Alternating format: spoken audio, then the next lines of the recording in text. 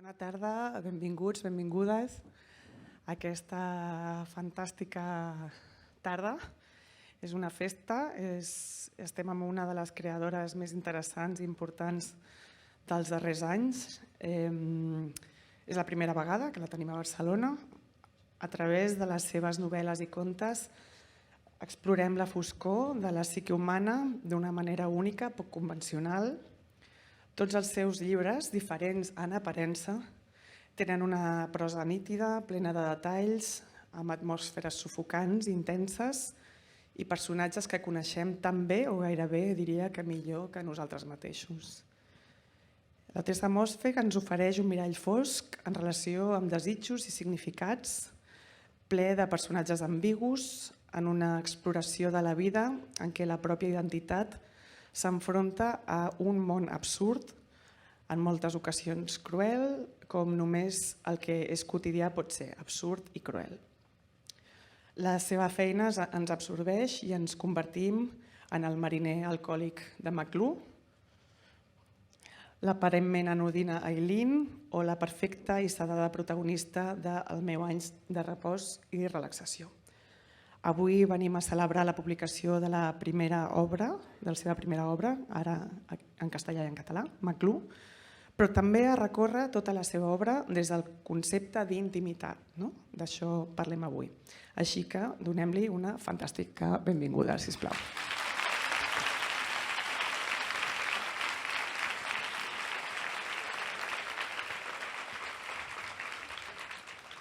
No sé si estaràs acostumada, però què et sembla que hi hagi tantíssima gent per veure't avui aquí?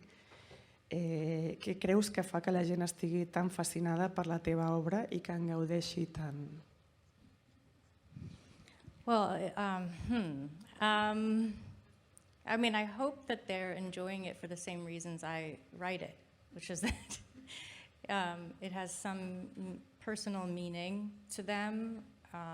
Maybe it's entertaining or refreshing, or maybe they think I'm going to say something ridiculous. I don't know. Okay. Tant McGlue com Eileen, com el meu any de repòs i molts dels teus contes parlen des de la primera persona, des del jo. Jo et volia preguntar com construeixes literàriament aquest jo. Cada jo a les teves obres és molt particular i ens arriba moltíssim i entenem els personatges a través d'aquesta primera persona. Aquesta intimitat, és important aquesta primera persona, parlar des d'allà, escriure des d'allà per tu?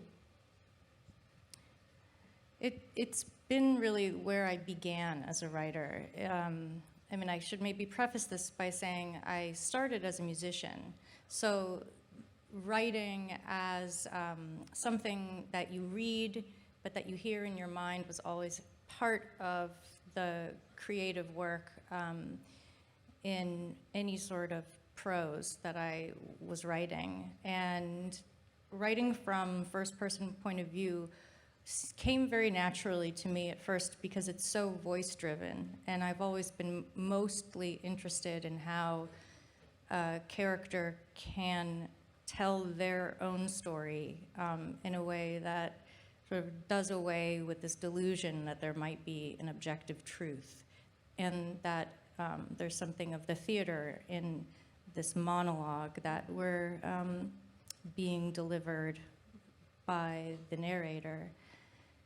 And I mean, yeah, I started mostly as a short story writer, and writing in the first person was really getting to occupy the space of another consciousness for 25 pages in a very concentrated and peculiar way, and letting somebody else direct the story, meaning the character. When I started working on novels, I saw that, okay, I had to make use of the skills that I've earned as a sort of orator, character, actor, almost. And actually, when I was writing McGlue, I wrote it a very long time ago, actually. I put behind my desk a mirror, because I thought it would be useful if I found myself, assuming the postures or the expressions of the character. That was actually a really important part of the process, because McGlue as a personality was really mysterious to me. So in a way, I had to physically imagine being him in order to understand how he might talk, or what his attitude would have been. Yeah. I ara que parlaves directament de McGlue i que el vas escriure fa molt de temps, com és revisitar-lo ara, no? Que ha passat molt de temps? Quin tipus d'experiència és per tu? It's weirdly like my least embarrassing book.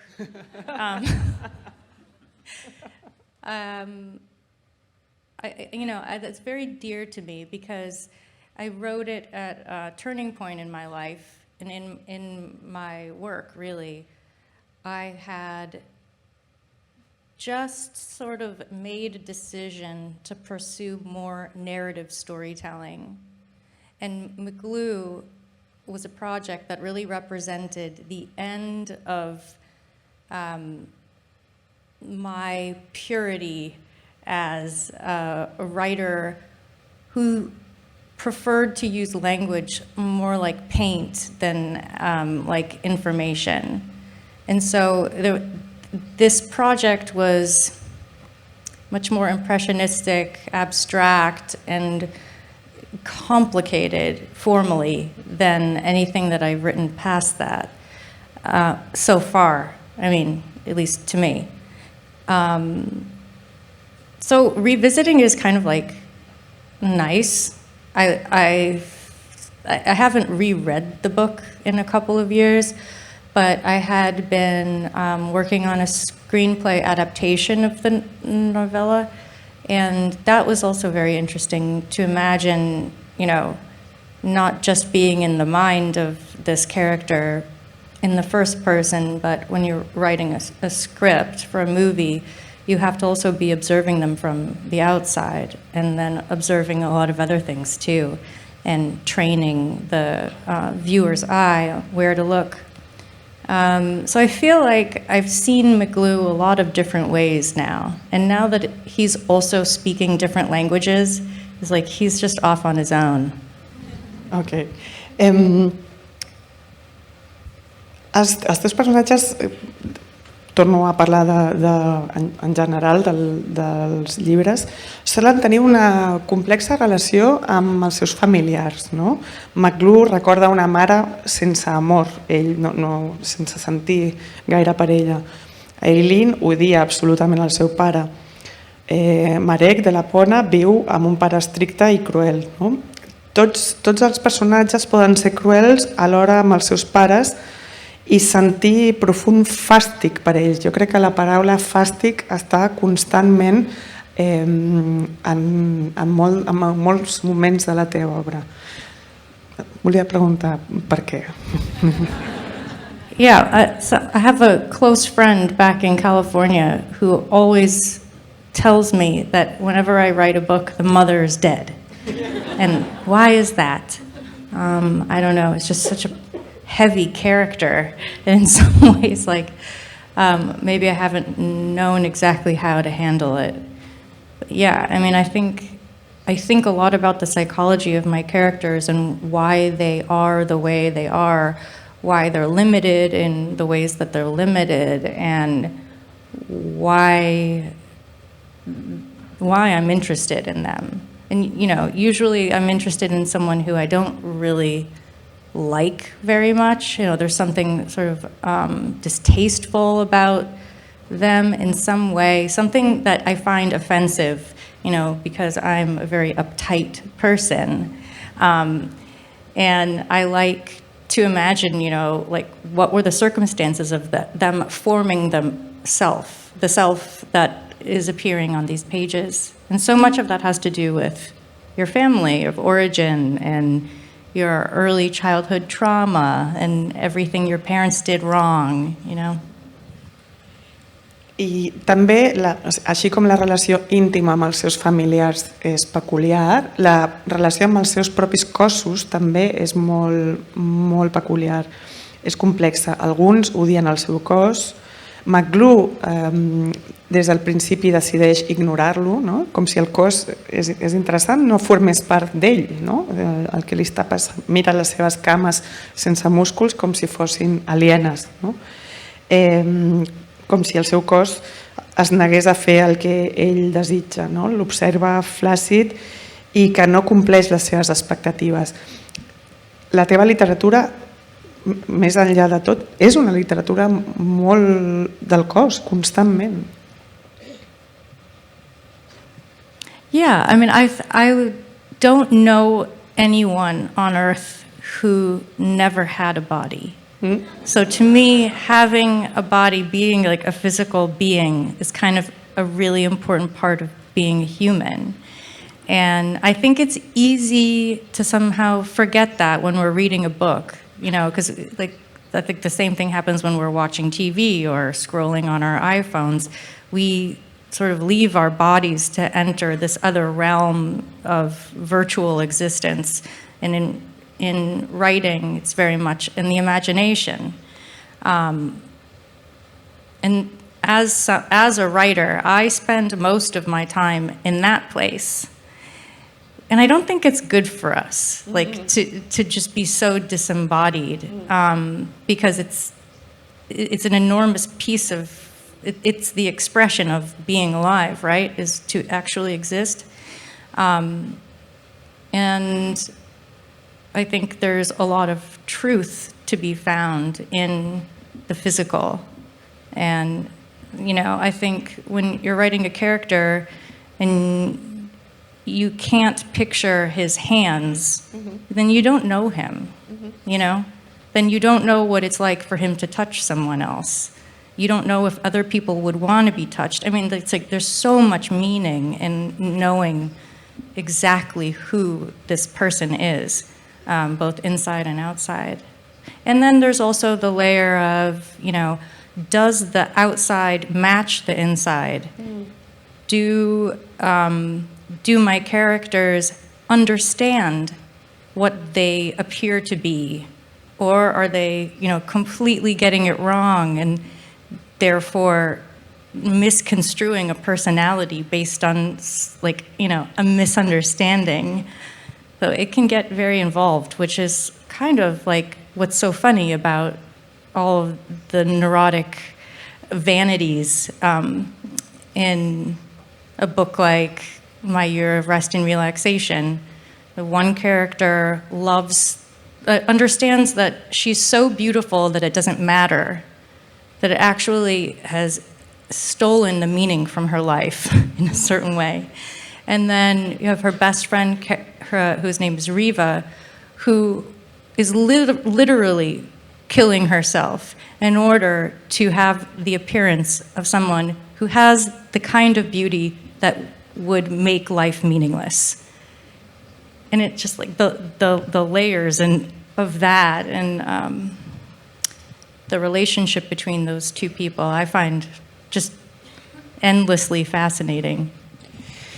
Ara que dius això, també aquests dos personatges i altres en altres llibres, la relació amb el cos també té a veure molt amb l'alcohol, no? Hi ha personatges que, o sigui, que són recurrents, no?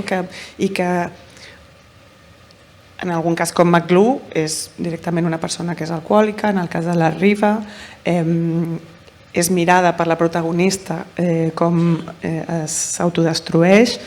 Hi ha una mirada present sobre, i en els teus contes també, no? Hi ha una mirada present de què implica l'autodestrucció del cos, no? Ja sigui en primera persona, no? O com a observadora.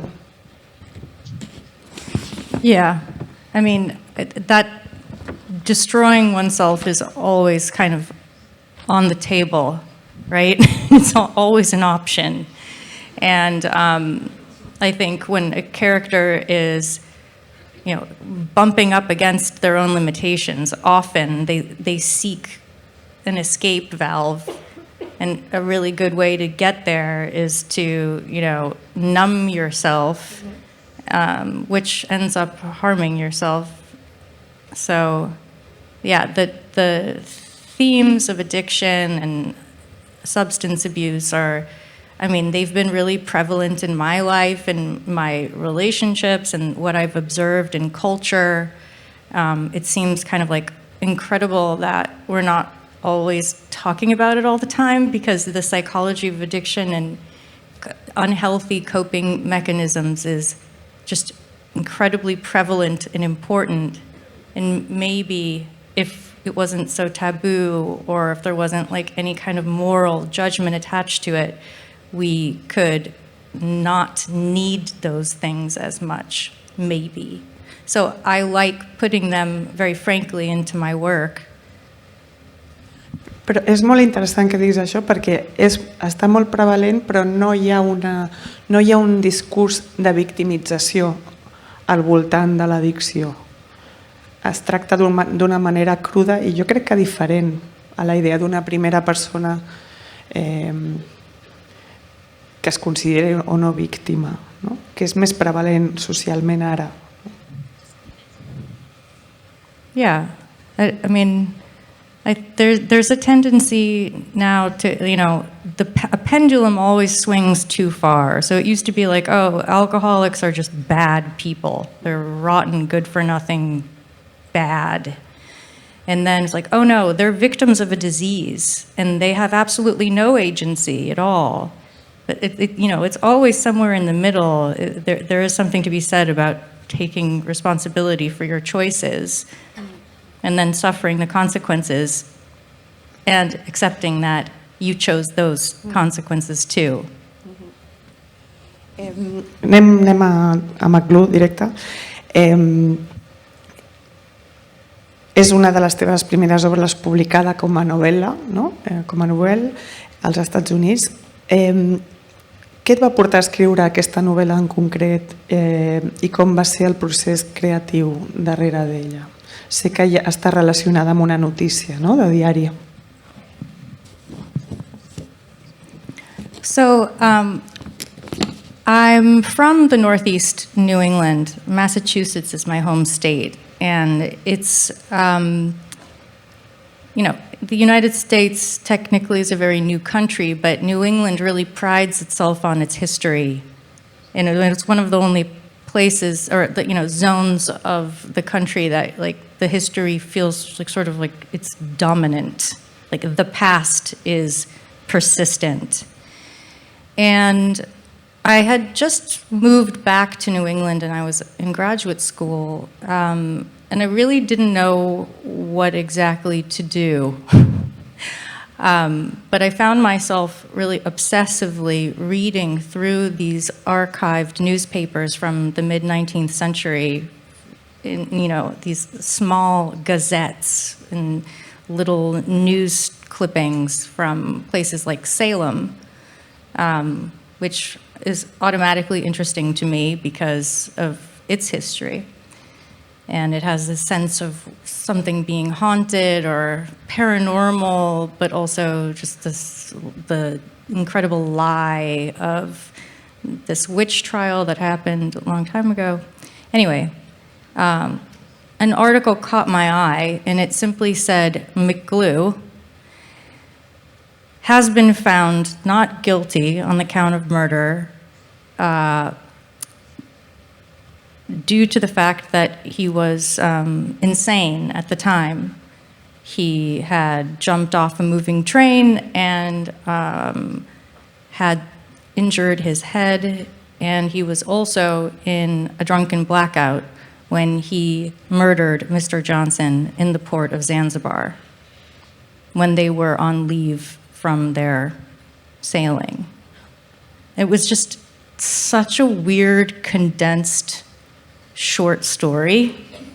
It's like, who was this guy? I mean, first of all, he jumped from a moving train and fell on his head, and then they let him on a boat, like, and then, it said nothing of this murder victim, just that his name was Mr. Johnson. And people sometimes ask me like, oh, it's funny that you named him Johnson because Johnson is like slang for something in English, in American. And I'm like, no, that was literally his name. And that was all I knew about him. I knew that he was from Salem. I found a record of where he was buried, I think. I don't think he lived very long. But I actually never went and looked for him in Salem. I never even went to Salem. I've been to Salem, but not for the purpose of research. It's like somehow I just wanted it to stay in this weird, liminal, somewhat true, somewhat made up space.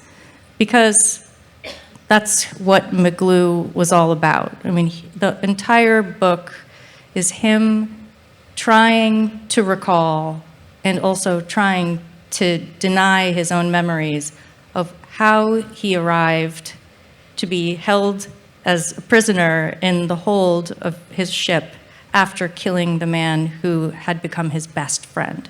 So it's sort of a murder mystery that he's trying to solve on his own. And it's also an excavation of his memory and motives. And he's not the kind of character who's just immediately honest with himself. He has a lot to hide. So that he was fascinating to me, just as a character that actually existed. La novel·la està ambientada al segle XIX i presenta un llenguatge i una atmosfera molt peculiars. Quin tipus, ja has parlat del tema del cos i de la postura i de tenir el mirall, però quin tipus de recerca vas fer per capturar amb precisió aquest període històric amb la teva escriptura? To be perfectly honest, I mostly obsessively read these archived periodicals at the library because the way that these articles was written was so different from the way that language was used anywhere else. And I didn't really have any recordings of people talking from 1851. And so there was like this immediacy and also a strange, twisted beauty to the way that these newspapers were written. They were so dense and stacked with nouns and things and advertisements and weird and strange and what, like just one after another, relentless world building. So when I needed to figure out, what would it be like to go to New York City, I would go and refer to some texts. But other than that, like I was just on a steady diet of these old newspapers, reading about like the weather. Yeah. Sí, perquè hi ha un moment en el que directament fas una llista de coses, no? de coses que es poden trobar. I vaig pensar, això deu ser de... s'ha tret d'algun lloc, no? So, newspapers. You were right. Yeah, okay. El personatge principal, McGlue, és, ja ho hem dit, complex, és enigmàtic, sobretot hi ha l'enigma, no?, de què ha passat. M'interessa veure com vas desenvolupar el personatge, especialment considerat l'estat d'alcoholisme, no?, que present en ell i la seva confusió mental constant. Like, how did I conceive of how he thought and spoke? Yeah. I mean, I had been drunk before, so I was somewhat familiar with the way that alcohol can warp your mind. But mostly, he's somebody who's thirsty. I mean, his desire is really, he's driven by desire, period. He has a need, a want that needs to constantly be fulfilled. This is also another like really common theme in my work. This, tirelessly hungry person. And, you know, if you really want something and you need it badly, you'll find a way to get it. And usually it means like lying and like, you know, taking advantage of other people. It's really hard to be honest, you know, when what you are asking for is so unreasonable. So, yeah, thinking of what, you know, his want and need, whether it's, you know, for alcohol or for company or for someone to take care of him, was how I saw his, you know, that was his vulnerability. And then there was also this added injury of, you know, has a traumatic brain injury, basically. And rather than it being a story of someone who's slowly recovering from that, he really leans into how the injury creates a new way of thinking. I mean, his brain is literally damaged. And instead of thinking like, okay, maybe I can get to the truth somehow by healing, he goes the other direction and is exploring, you know, how much more damage can I do to my brain and somehow find ecstasy there. Canviem de llibre. El meu any de repòs i relaxació va ser una obra, és una obra amb fans acèrrims aquí, com als Estats Units, jo crec, i crec que a tot el món. Et volia preguntar per què creus que aquesta novel·la va tenir l'èxit que va tenir i què és el que toca de la nostra contemporaneïtat?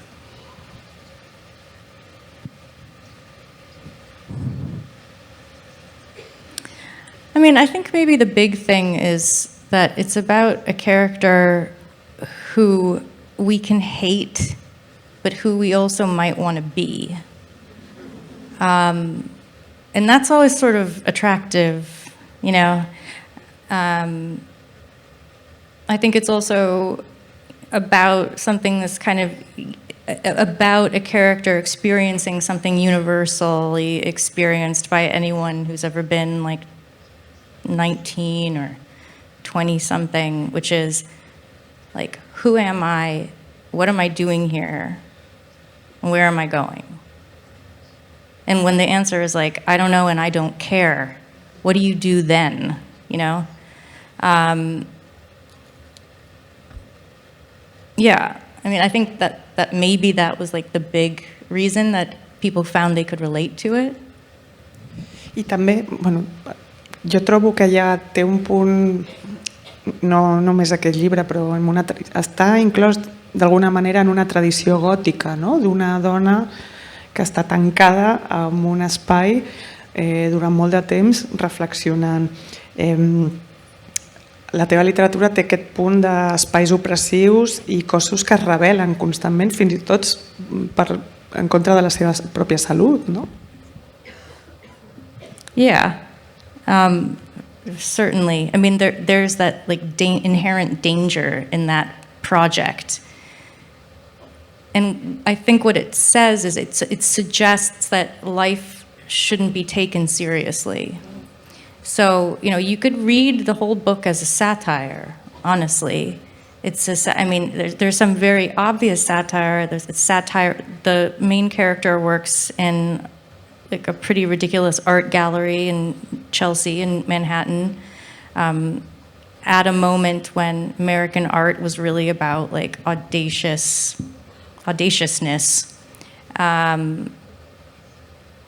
It's, you know, the art world is really just so ripe for satire. It's almost already a satire. There's a totally ridiculous psychiatrist who is, you know, not atypical at all. In fact, really reminds me of a psychiatrist I once knew. So it's sort of a spoof on how, you know, the psychopharmacological industry is really profiting from our own, you know, emotional frailties or whatever, and our laziness to figure ourselves out, you know? Like, oh, you are suffering from a emotional experience, take this, you know? As though health were somehow not feeling, you know? And you know, people ask me sometimes about like the nihilism in the book.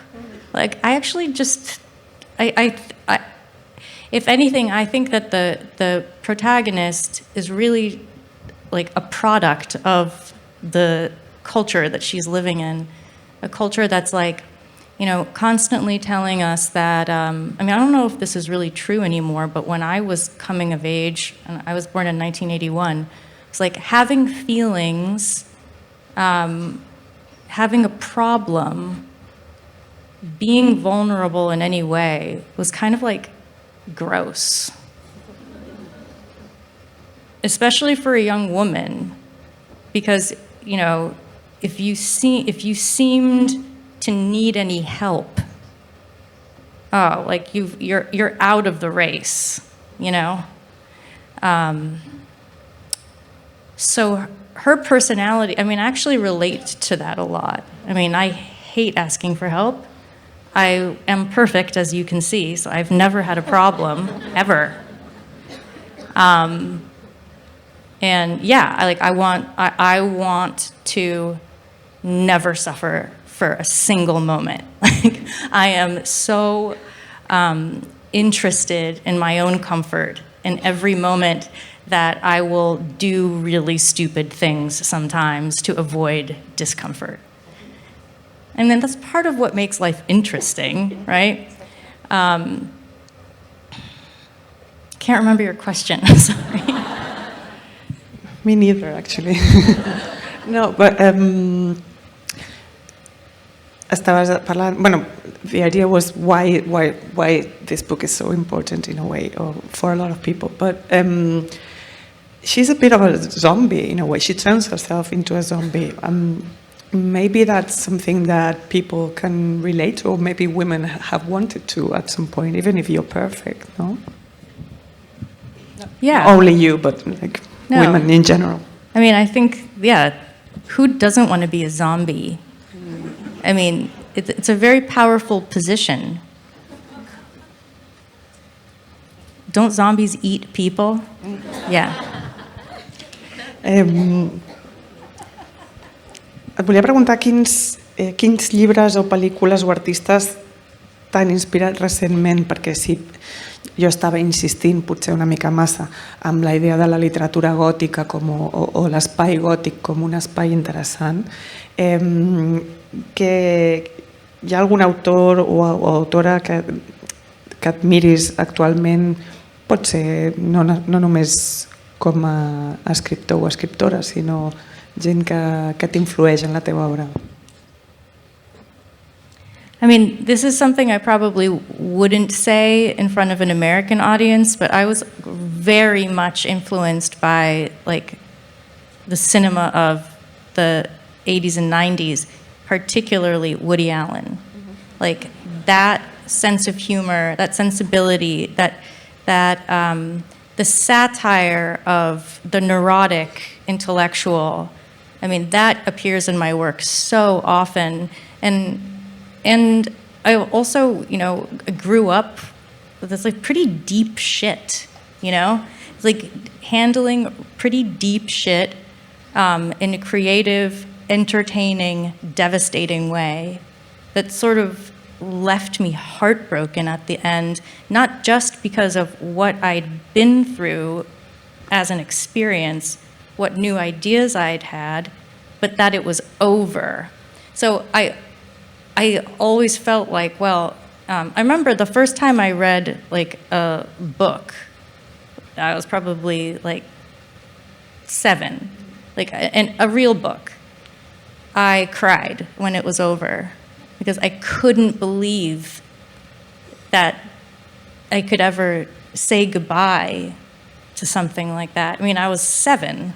I'd never experienced like the loss. I hadn't experienced death in any way.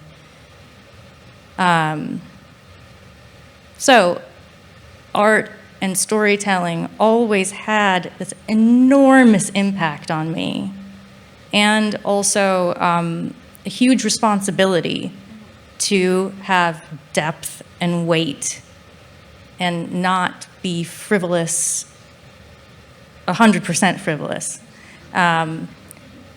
So yeah, a lot of the humor that I discovered in my own writing was by accident.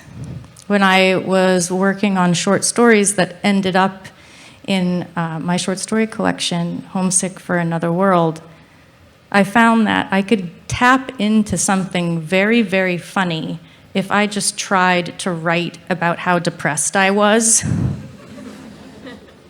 You know, like these super grandiose testaments to like what I was experiencing, as though I was the only person on earth who had a mind, you know. It was, you know, sort of exploratory and indulgent, but ended up teaching me a lot about what I found funny and true about what an isolated consciousness tells itself. And that's something I write about a lot. I has, al llarg de la teva trajectòria literària, has rebut premis i has estat alabada per la crítica. Influeix d'alguna manera això en el teu procés creatiu? Perquè sé que Aileen va ser un intent de dir vull escriure un llibre que es vengui molt i que tingui aquesta idea de thriller, no, darrere.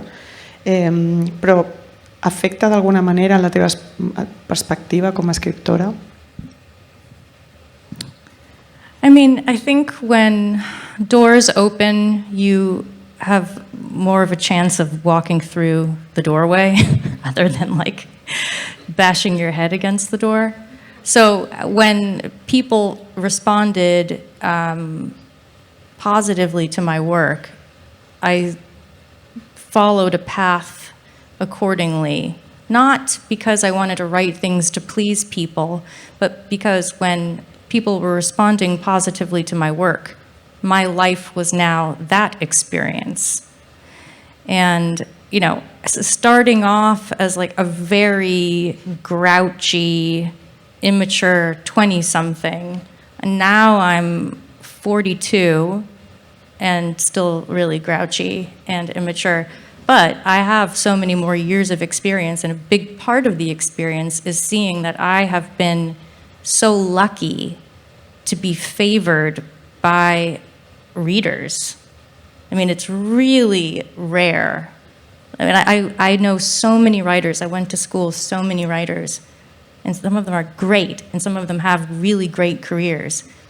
But most of them are teaching, you know? Like, it's not, writing is a hard career. It's hard. And you have to take a big risk in order to be special. And people can really turn on you, and it could be bad, and then it's all up to you. You need to write what you need to write, or else it won't be good. But then you also need to, anyway, it's like impossible to figure out how to be a successful novelist. It's impossible. It's just you either are on the path or you're not. So when I figured out that I was on the path, that I had like lucked out, won the lottery, I was like, okay, I am not gonna waste this opportunity for a moment, because I knew how rare it was. So I just decided to like go be completely obsessed with writing, basically. That's what I did. I mean, I write like a maniac.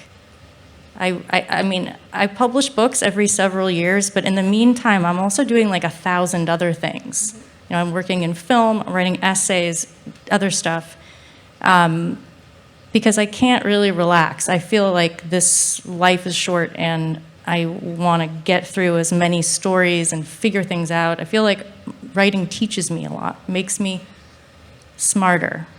makes me more whole as a person, sort of filling in the cracks so that I can, feel like my life is worth something.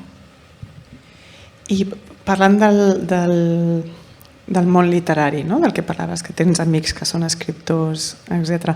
Com et portes amb l'establishment de la literatura? Perquè, com et deia abans, havia escoltat una entrevista on deies que l'últim que volies era ser una d'aquestes persones a Brooklyn que diuen que són poetes i no ho són, no? Yeah, I don't know. I mean, I think living in a place like New York City that has such an overwhelming literary history and so much activity around writing and writers, where it's almost like a culture of itself, I don't like being influenced by people who are trying to do what I want to do but aren't doing it as well as I want to do it. I mean, I'm happy to be influenced by geniuses, but I find that it's just this unfortunate thing that if you're striving, it's better for you not to be around anyone else who's striving, because you're going to become preoccupied with the energy it takes to strive rather than focusing on the higher point on the mountain. So I like living on the West Coast. Whenever I go home to Massachusetts, I'm always like, oh, the air is so much more intelligent here. It's because there's something innately chill about Southern California. It's not asking you to save the world. Your life is probably nothing, Just take it easy. And that's really helpful for me because I am a very stressed out person. So I don't remember again what your question was. This is jet lag. But I hopefully answered it. Yeah, you did. Última pregunta, ja passem a preguntes del públic. Estàs treballant en alguna cosa que et faci feliç ara mateix? I'm working on so many things that make me happy. One thing that happened when I moved to Los Angeles 12, 13 years ago, I started working in film, which is a completely different experience than hiding under the covers writing a novel at home. It's collaborative. There are a lot of outside forces pressuring you that you have to deal with different kinds of problems. And there's a lot of problem solving and a lot of communicating with other people that I didn't think I would enjoy at all, but it's actually really refreshing. And I've made a lot of connections with creative people. Despite what I thought Hollywood was just a bunch of sort of scam artists. They're there too. They're interesting too. But working with a couple of filmmakers who are really inspiring, and seeing movies get made. And also, I don't know what it is right now. I'm finding myself more interested in watching movies than I am in reading books, which I should probably not say out loud. But it's when I'm with a group of people that I don't know very well, I think talking about films is really fun, because I don't know, maybe because the films are externalized. They are literally projected, outward. They don't just exist in this abstract space in our mind, reading and then entering into the imagination. But it's way more lighthearted. And I don't know, things have been so heavy that I think it's kind of nice once in a while. Pues, thank you so much. Thank you so much. I ara anem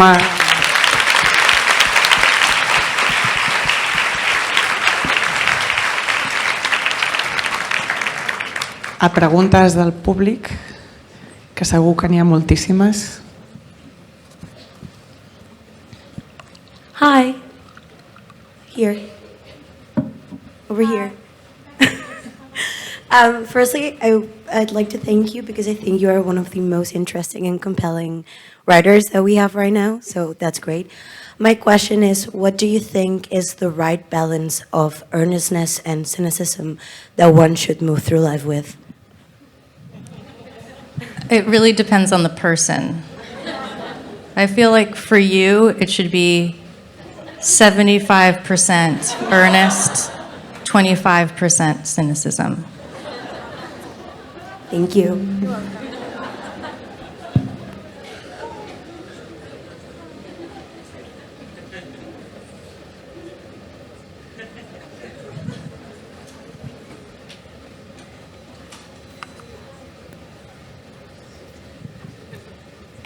Thank you. Hello. So what I wanted to ask you, when it comes to your creative process and writing process, do you have already like a set of themes and ideas that you have sort of always wanted to explore and deal with in characters or a new story? Or does that just come to you more naturally, casually, that maybe this idea comes to you?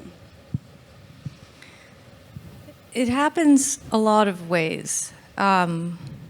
Usually it starts off with some kind of very hard to describe feeling, like almost like if you were smelling something. I smell something and I don't know what it is. And it feels like it's my job to figure out what that is. And I do have some processes by which I figure out the source of the odor. And a lot of those processes are about asking myself questions and imagining that the answers already exist. You know, I never know where a book is going to lead me. Right now, I'm working on a book that is weirdly set in Brighton, England. I had never been to Brighton, England, okay? You know, things like that. There's sort of just, there's a fate to them.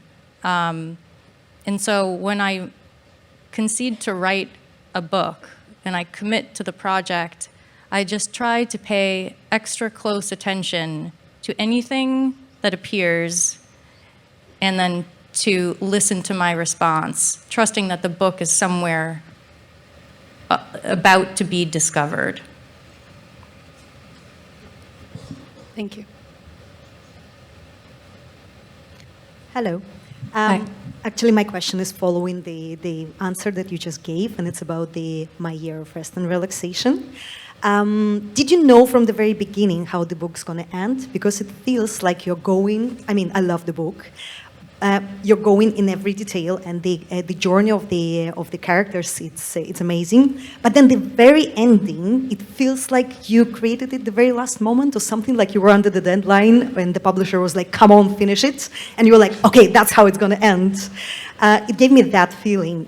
So I'm wondering if you knew from the very beginning how it's going to end.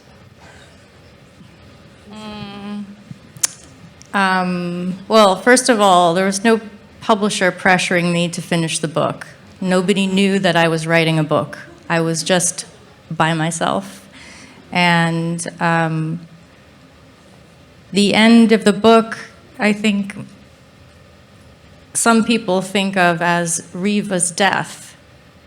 I don't know when you say like the end of the book, if you mean like the actual ending of the book or how we say goodbye to this character. I knew that anyone who endeavors to sleep for as long as it takes to recover from the trauma of losing your parents who never loved you, that experiment will fail.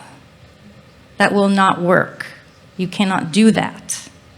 You cannot do that. unless you take so many drugs that you have kind of disabled yourself. So I, wanted to hold this possibility for the reader, like, oh yeah, maybe this really works for her and she's at peace. But I also wanted you to consider that that's impossible.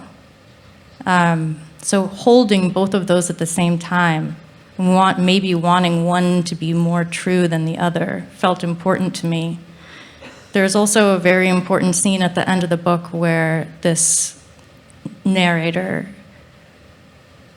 goes to the Metropolitan Museum of Art and actually considers the paintings and who made them for the first time in her life, and is moved by some, still life of some grapes or whatever, imagining the painter that sat and dedicated his life to painting some grapes or whatever. And, the whole time we've been experiencing her cynicism about art, and suddenly she's having a real experience that's just so innocent and also weird. Like suddenly she's moved by something so banal.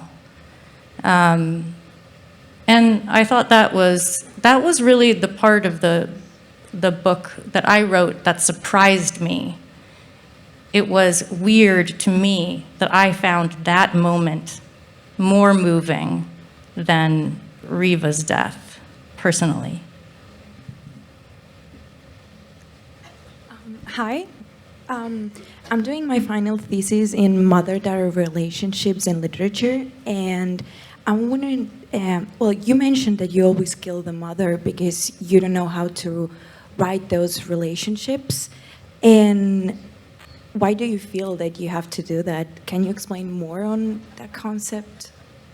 Like, why do I feel pressure to write the relationship to begin with? Yeah. It's honestly just like a habit at this point. Once you've killed the mother once, it's like, just keep doing it. The book that I'm writing now does not kill the mother, I shall say. And it's uncomfortable. I don't know. I mean, in the ways that we might like have a recurring dream, I find myself following certain gestures along a narrative, and having a mother is such a complex thing, and also there's, for me, the maternal force on a narrator would, this says a lot about how I feel about my mom, would be overwhelming. If your mom is present in your life, that's an enormous force, right? So I wanted my characters to be sort of stranded without that, mother figure to guide them. I think that's probably like what's useful about it. Thank you.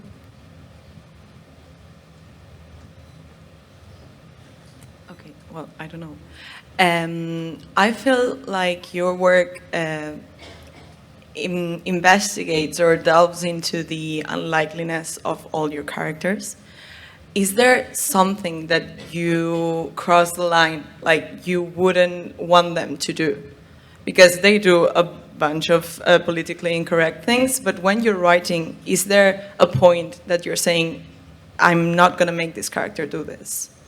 I don't know if I'm explaining myself. No, I understand. No, I don't think so. But something I ask myself is, something my mom asked me when I was working on I was revising Eileen. It was like a long time ago. I had gone to visit her for the summer, And sort of to torture her, I was like recounting the plot. And the first version of Eileen, I don't know if you've read it or not, but like someone dies at the end of the book. And when I had first written it, it wasn't Mrs. Polk who ends up dead, it was Rebecca. And my mom said, "Why should she deserve to die?" As though there was some kind of, like, what? That there was some sense in what I was doing. That there was a right answer. And that way of thinking was so different from mine that I always refer back to it because it kind of puts things in a different light, you know? So when you ask me, like, would I ever make a character do something or not, it's more like, what's the point, you know? I don't know. But what's the point of a character doing something if it's not useful to the story? And in the end, my mom was right. Like, Rebecca didn't deserve to die.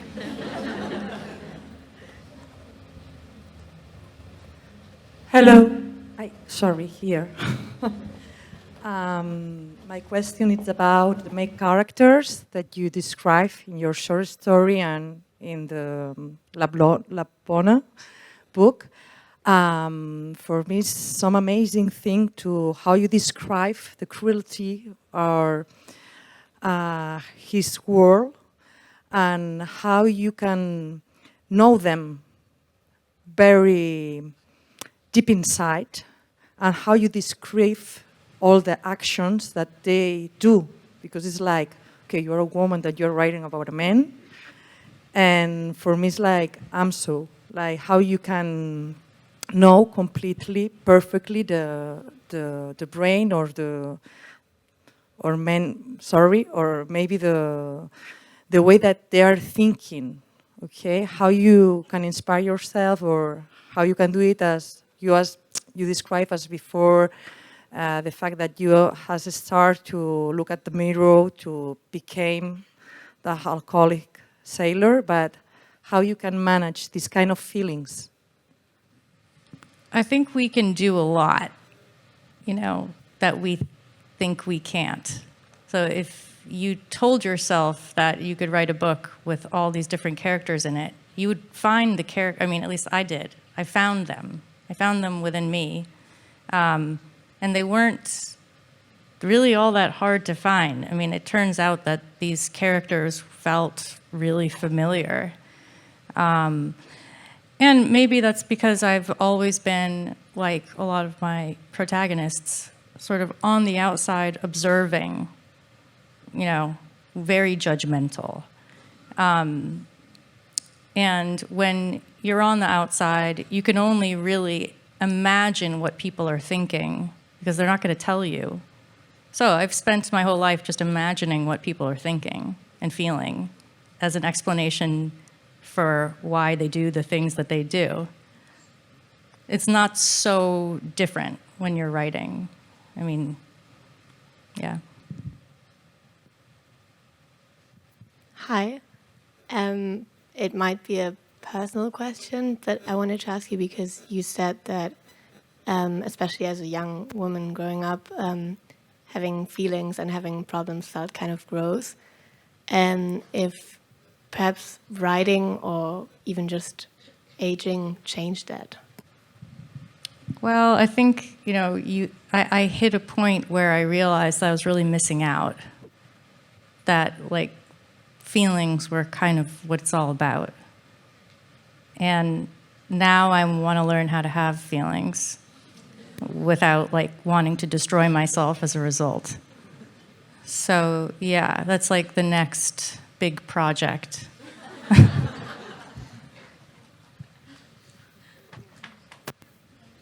I think that's a great way to end it, no? Thank you so much. No, I'm here. No. Oh, sorry. Aquí. Hola. Oh, okay. Okay, so my question goes back to the creative process. Like, have you ever felt stuck in the middle of a project, or you feel you couldn't handle it, or you couldn't continue for some reason, as, I don't know, self-sabotage or whatever? Like, not my case at all, but... Like, do I ever quit? No, not quit, but Oh. just feel that way, and how did you overcome it? Well, I think, if you don't feel that way, you're a bad writer. Because you should never feel like you know exactly what you're doing. You can feel like you're doing the right thing, fine. But at almost every single moment of any book, I'm like about to lose it because I don't understand what's going on. So, you ask yourself, and then you try to imagine the answer. That's kind of what it's all about. Do you agree? Totally. Everything, 100%. Sí, la Ottessa ara estarà signant llibres. You're going to be signing books now. I moltíssimes gràcies per venir. Gràcies.